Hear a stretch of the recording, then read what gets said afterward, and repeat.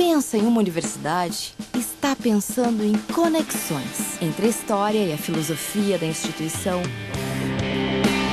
entre a estrutura e a equipe, entre os cursos e as necessidades do mercado. Tudo isso conectado a algo maior, que é fazer o bem. Então, se você pensa que é fácil escolher uma universidade, acertou. Faça Unimes, a universidade do seu tempo. Está entrando no ar o programa Prata da Casa, com Gabriele Pontes. Olá, ouvintes da Rádio Unimes. Começa agora o programa Prata da Casa. Aqui você conhece um pouco mais as personalidades que fizeram e fazem parte da nossa história. E o nosso convidado de hoje graduou-se em Educação Física pela Unimes, é especialista em Fisiologia do Exercício pela Unifesp e Treinamento Físico pela Unimes. É mestre em Controle Motor pela USP e está doutorando em Aprendizagem Motora pela USP. É membro do Laboratório de Comportamento Motor da USP desde 2003. Professor dos cursos de especialização Gama Filho, FMU, Uniceuma e Unisanta em Fisiologia e Atividades Aquáticas. Tem experiência na área de Ciências da Saúde, atuando principalmente nos seguintes temas: aprendizagem motora, controle do movimento e desenvolvimento motor. E atualmente é professor das cadeiras de Atividades Aquáticas e Aprendizagem Motora da Unimes e coordenador da Academia da Unimes há 15 anos. Eu estou falando do professor Dr. Fabrício Madureira Barbosa. Obrigada, Fabrício, por estar aqui com a gente hoje. Olá, Gabriele, boa tarde a todos. É um prazer estar aqui. Eu queria começar primeiro falando sobre a sua infância. Sempre teve muito esporte na sua vida. Eu queria que você falasse um pouquinho da sua primeira paixão, que foi a natação. Bom, a minha infância ela foi marcada por duas pessoas fantásticas. Eu acho que eu fui muito inspirado pelos meus pais. Uhum. Meu pai, ele era um esportista. Ele nunca foi nenhum atleta de destaque, mas eu acho que desde que eu me lembro como gente, eu lembro de ver ele praticando alguma coisa, ou boxe, ou corrida. E ele foi um dos maiores incentivadores. E por outro lado, a minha mãe na educação. Minha mãe foi professora e a minha infância inteira acho que eu sou capaz de lembrar os momentos de madrugada e ver a luzinha do quarto lá do escritório acesa e ela trabalhando lá. Então, com toda certeza, os dois foram grandes incentivadores. Mostra que a família é quase decisiva para chegar onde eu cheguei. Sim. E a natação você começou a fazer desde quantos anos?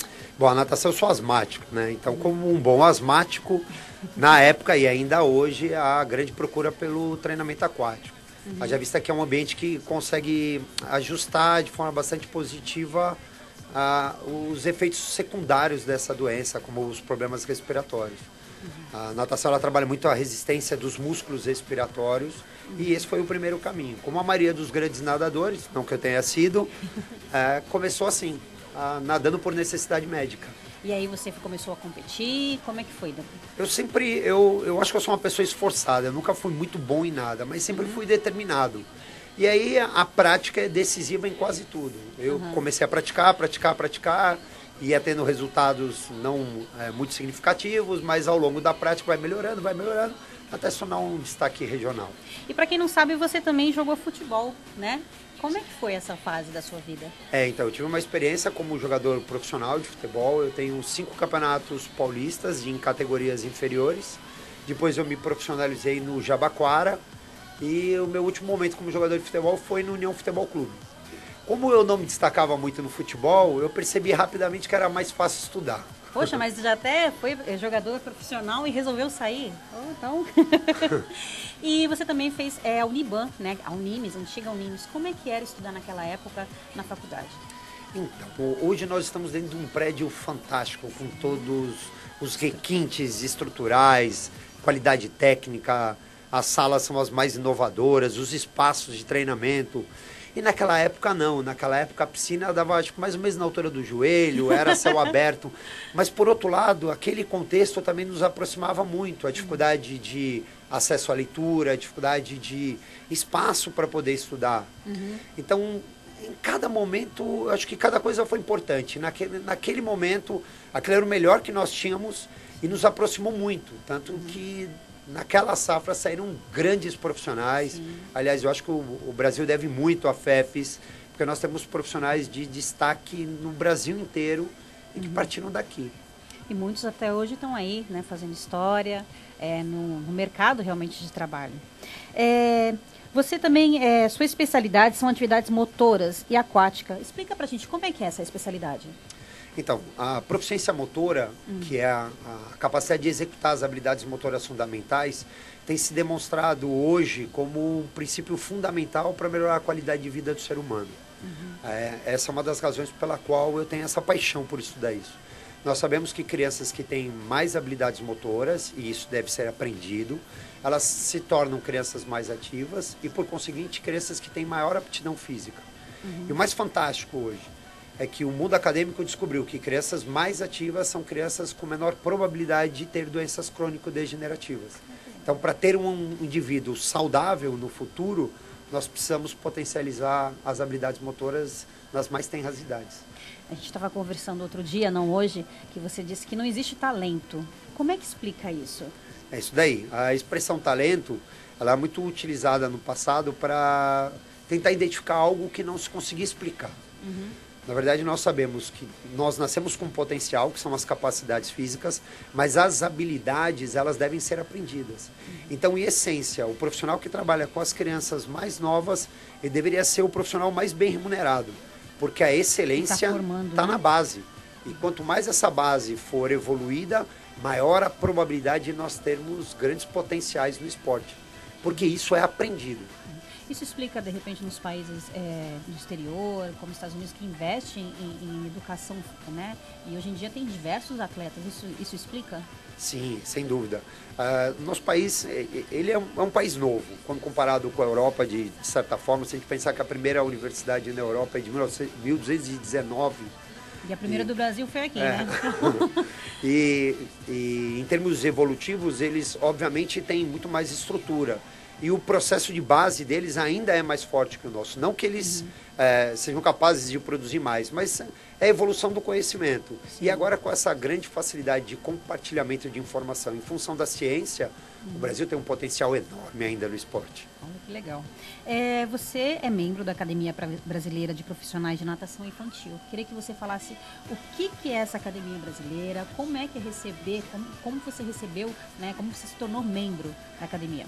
Então, a Academia Brasileira é uma iniciativa fantástica, liderada pela professora Sandra Rossi e pelo Rafael, que acabaram junto com diversos profissionais do Brasil, elegendo o que seriam os 10 profissionais mais importantes no nosso país na área de natação infantil.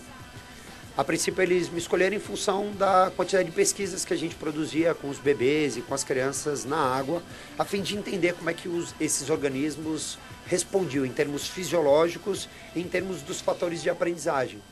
E essas pesquisas, de uma certa forma, acabaram contribuindo com diferentes projetos e daí a escolha. Anualmente, esses 10, hoje são 14, eles entram em votação e tentam eleger novos profissionais para fazerem parte dessa academia, com o intuito de incentivar mais pesquisadores nessa área. Olha só que legal. E em 2010 você ganhou como o melhor trabalho de nutrição e atividade física no Congresso Internacional de Nutrição, Longevidade e Qualidade de Vida. Como é que é esse trabalho? Como é que é esse Congresso Internacional? Explica pra gente. Então, eu fui orientador de 2 jovens, hoje são professores universitários, a Vanessa e o Cláudio. A Vanessa na área de nutrição e o Cláudio na área de educação física. E nós unimos esses 2 campos de investigação e produzimos uma pesquisa com nadadores. O objetivo da pesquisa era investigar o efeito de um suplemento. Então, a premiação se deve pela logística do trabalho, a organização, a sistemática dele. E, no final das contas, nós detectamos algo que não era esperado. Isso é o suplemento, ele acabou não tendo efeito como esperado nos atletas que foram investigados. E quanto tempo durou essa pesquisa toda? Como que foi, as pessoas aceitaram participar? Que muita gente, né, fica naquela situação. Como é que foi chegar nessas pessoas? Então, essa pergunta, Gabriela, é muito legal pelo ponto central. A academia, hoje, nós temos uma academia dentro da Faculdade de Educação Física e desde o momento do nascimento da academia dentro da faculdade, se criou a cultura dos alunos de serem voluntários à produção de pesquisa. Então, nós temos aproximadamente quase 2.000 alunos hoje na academia, nas diferentes modalidades, e todos eles, ou na sua grande maioria, são voluntários. Então, se nós abrirmos a participação ou lançamos o convite, logo nós temos as nossas listas preenchidas. Olha que legal. E eles são voluntários. Esse experimento em particular durou 3 meses, desde a sua organização e a execução dele, que foram com atletas de travessia marítima. Que legal. E além disso, vocês também fizeram um trabalho pioneiro na água com idosos, né? Como é que é esse trabalho? Como é que funciona? O que vocês descobriram com isso? Então, em 2002, nós começamos uma somatória de investigações avaliando efeitos do treinamento aquático, em particular nos idosos, porque é um ambiente bastante seguro. Sim, não tem tanto atrito, né? Isso, e na possibilidade de quedas, a chance de eles se machucarem é mínima. E esse trabalho foi desenvolvido inicialmente na praia, que é o que nós chamamos posteriormente Italá Soul Training. Ele é realizado em água rasa e água funda, dando liberdade para a população participar. É um projeto que nós fazemos nos meses de férias, em janeiro, em fevereiro, é gratuito para a comunidade. E é interessante porque quando nós trabalhamos com água rasa, nós trabalhamos as principais estruturas que os idosos precisam desenvolver. Entre elas, os músculos que cruzam a articulação do quadril, que é a maior incidência da fratura é do cólon do fêmur, e a neutralização do efeito da gravidade, né? Então, eles com água na altura da cintura têm apenas 50% do peso corporal. Então, eles conseguem fazer atividades aeróbias mais intensas, sem o risco de impacto ou compressão das articulações. E na iminência de uma possível queda por um desequilíbrio, eles estão na água. Então, o amortecimento é total, além de ser refrescante. E além também faz bem para a cabeça, né? É o contato com pessoas mais novas, contato com pessoas da mesma idade, que é muito legal. Parabéns. E estar em meio à natureza. Nós temos a cidade de Santos eu sou apaixonado, o pouco que eu conheço do nosso país, eu não trocaria Santos por nada. A qualidade que a gente tem da água, a beleza, as belezas naturais que nós temos é fantástica. Às vezes eles estão lá fazendo atividade e eis que cruza o nosso caminho um cardume de peixe e acompanha. Então é bastante divertido e a gente aprende a curtir mais as belezas do nosso litoral. E falar em também atividades, tem uma atividade que é o método, né, que foi criado aqui na academia, na universidade, que é o Water Force. Como é que é esse método? O que é um exercício? Explica pra gente. Esse é um programa de treinamento de força na água. A água é um ambiente 700 vezes mais denso que o ar e a capacidade é ilimitada de produzir força. Bom, nós temos nas aulas de hidro uma grande procura por pessoas com diferentes disfunções. Bom, para esse princípio a água já é fantástica, né? Ela neutraliza a ação da gravidade, ela maximiza o espaço interarticular, diminuindo dor. Mas hoje existe um apelo estético muito grande. Então as pessoas elas querem melhorar em termos de saúde, mas querem ficar mais bonitas também. E nós perdíamos esses alunos em parte para outras modalidades. Mas porque a hidroginástica, em particular, e aí também cabe uma curiosidade, a primeira professora de hidroginástica em Santos, uma das que trouxe a hidroginástica para Santos, é a professora da faculdade aqui, da FEPS. Legal. Qual o nome dela? Que é a Cássia. A Cássia Cristina. Sim. Ela foi uma das primeiras pessoas a trazer a hidroginástica, o conceito da hidroginástica para Santos. E aí foi se divulgando, mas no princípio era aeróbica. E existiam campeonatos de aeróbica na água. Eu e ela participamos de campeonatos, éramos dupla em campeonatos. E essa modalidade, como o objetivo central era potencializar o aprimoramento de estruturas aeróbias do organismo, coração, os pulmões, pouca atenção era dada para os músculos, que é o ponto maior da estética. Né? Sim. E aí nós remodelamos o programa, testamos eles de várias formas, e nos últimos 15 anos nós vamos remodelando esse programa ao longo do tempo. E hoje parece que a gente atingiu uma medida certeira. Olha que legal. E quem quiser fazer essa atividade, tem aqui na universidade, tem em outros lugares, como é que está? Então, nós temos ela como modalidade na academia, e ela vem sendo testada em diferentes profissionais. Por exemplo, nós temos trabalhos publicados internacionalmente com jogadores de futebol, com atletas de nado sincronizado, com atletas de aquatlon e com jovens, adolescentes. Recentemente nós terminamos um trabalho com adolescentes e os resultados foram bastante interessantes. Então é possível fazer, é possível aqui e é possível se voluntariar como participante das pesquisas que a gente desenvolve com isso. Atualmente nós estamos fazendo com idosos de novo. O programa, nós temos 2 grupos treinando com cargas diferentes. É um trabalho financiado pelo governo, no qual a nossa faculdade apoia. E nós temos 2 grupos de idosos sendo submetidos a treinamento de força na água com cargas diferentes. Estamos legal. curiosos com o resultado. E quando tiver o resultado, vem para cá falar pra gente. Com toda certeza.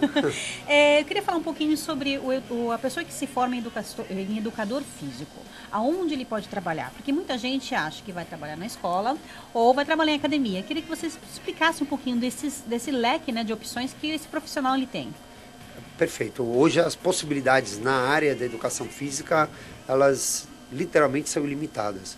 Hoje nós temos vários ex-alunos aqui da faculdade, professores que são escritores, autores de livros, são revisores técnicos para livros que vêm do exterior, são palestrantes, cresceu muito os congressos de fitness pelo país, então são palestrantes, as aulas de pós-graduação aumentaram de forma extraordinária, a quantidade de faculdades que procura profissionais de educação física é muito grande, personal trainer, organizadores de eventos, né? A gente tem um exemplo bem significativo da nossa prova de 10 quilômetros, né? Que reuniu esse final de semana 21 mil participantes. Sim, a cidade inteira, né, se prontifica para os 10 quilômetros que teve agora, né? Domingo passado, não foi isso? Domingo passado. E eu queria que você falasse um pouquinho, uma coisa que a gente vê aqui, que nossa rádio fica aqui no campus da FEFES, e a gente sempre vê os alunos, pessoas que já estão trabalhando na academia, sempre estudando, sempre buscando uma graduação, um mestrado. A universidade, ela meio que encaminha essas pessoas? Como é que funciona isso?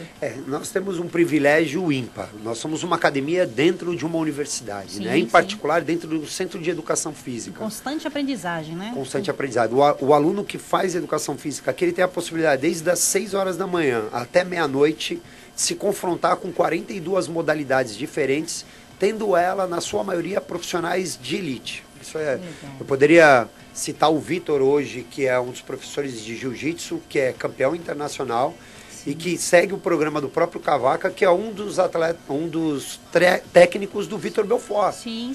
Que vai encarar o Weidman, né? Com toda a torcida, a gente vai levantar de novo a bandeira brasileira na categoria.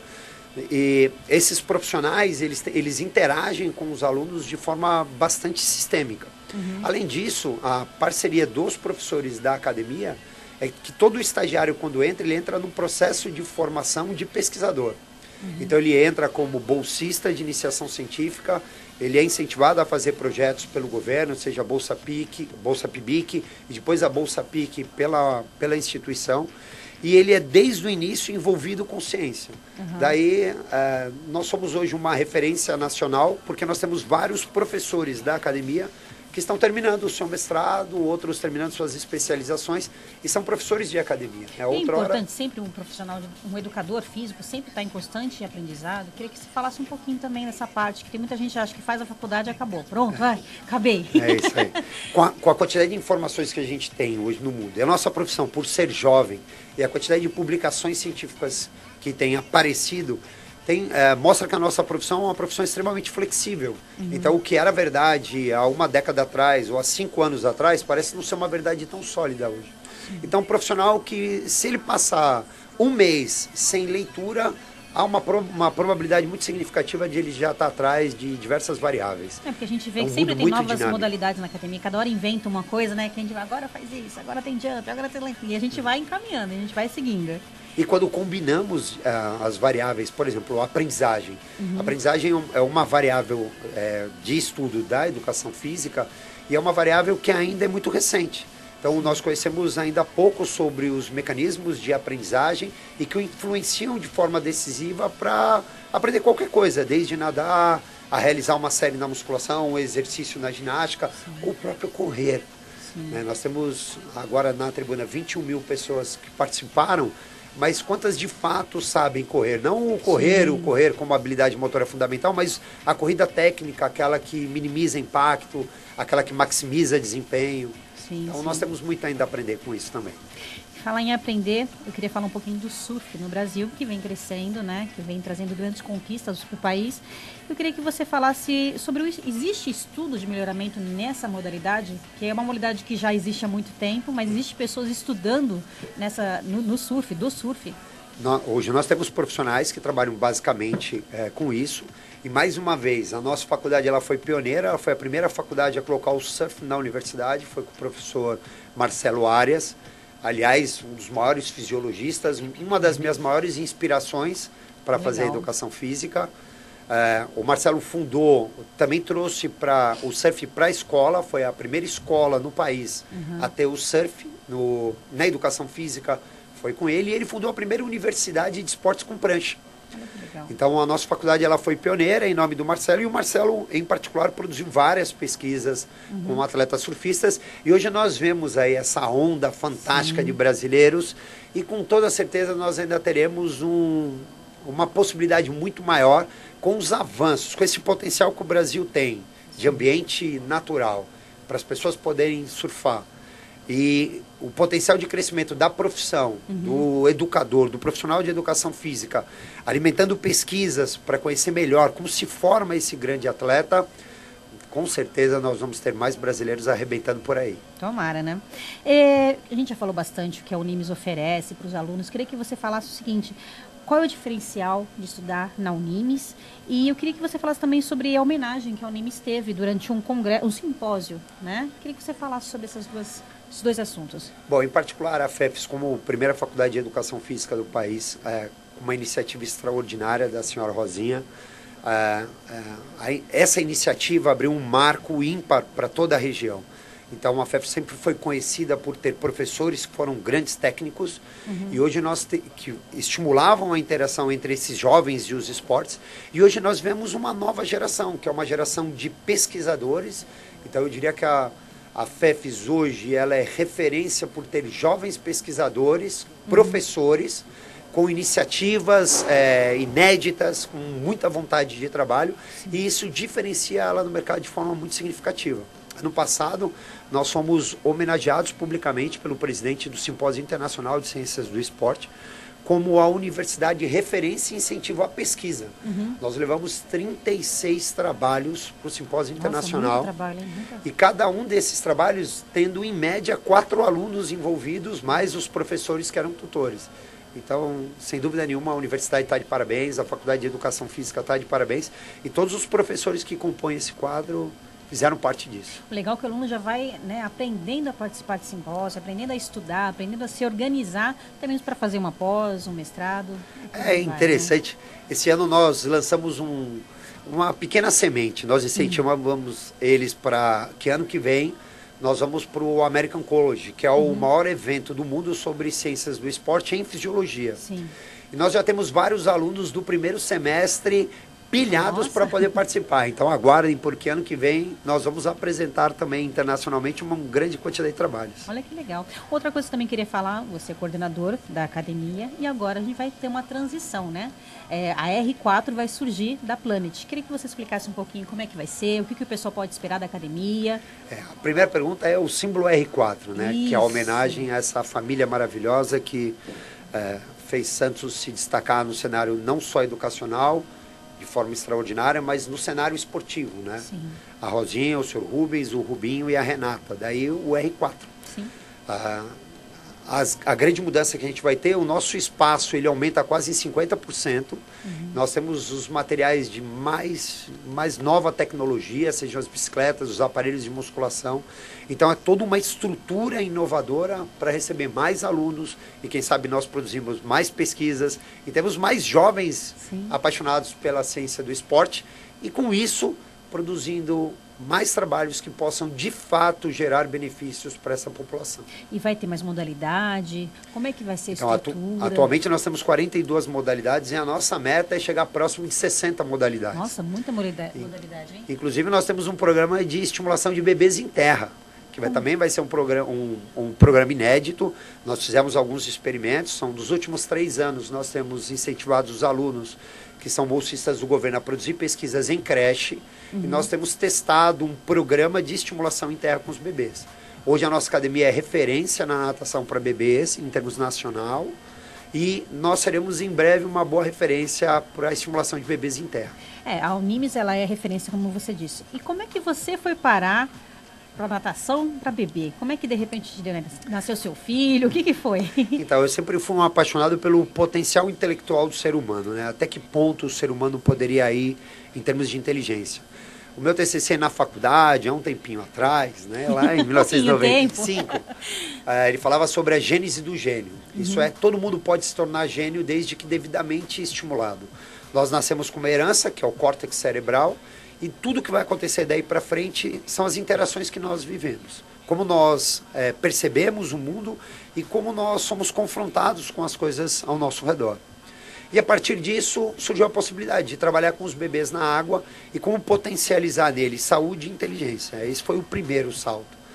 E em cima disso as pesquisas, quando surgiam as dúvidas, mas a aula de bebê ela não pode ser muito estressante, existem muitos mitos na natação para bebê, como dor de ouvido, né? Se a aula é muito estressante, mas tudo isso são mitos que já foram dizimados há muito tempo. Hoje a pesquisa com bebês é muito forte. Aliás, ela já é forte desde a década de 40, mas que as pessoas não tinham acesso, uma facilidade de acesso às pesquisas. Hoje a gente sabe que o trabalho com bebês na água é bem seguro. E a segunda coisa que mais me motivou é a epidemia que infelizmente nós vemos até hoje, que é o afogamento infantil. E que se nós conseguíssemos treinar esses bebezinhos até por volta dos 2 anos, eles têm uma competência extraordinária de lidar com a água. Então é possível aos 2 anos nós colocarmos crianças dominando as habilidades que garantem a eles segurança na água. É um dos recursos para prevenir essa epidemia que é mundial. O afogamento é a segunda causa-morte por acidentes no mundo. E o que é mais triste, a maioria dos pais não tem nem ideia de que isso pode acontecer. Daí a nossa faculdade tem uma campanha. Nós vamos nos meses de dezembro, de forma gratuita, visitar escolas municipais, estaduais e até particulares, com palestras com os alunos. É uma palestra que dura 15 minutos, onde os alunos vão gratuitamente, desenvolvem essa palestra, explicando para os pais quais são os riscos, onde ocorrem, como ocorrem, por que ocorrem e como preveni-los. É uma palestra que dura 15 minutos.